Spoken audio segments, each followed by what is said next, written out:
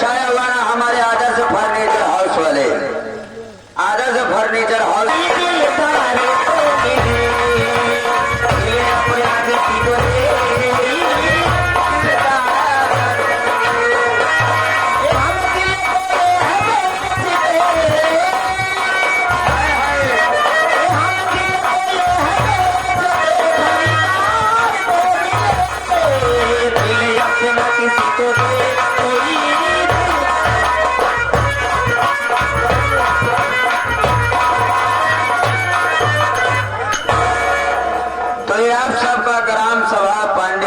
पांडेपुरवा नहीं है, बल्कि हमारा ग्राम सभा कल्याणपुर है।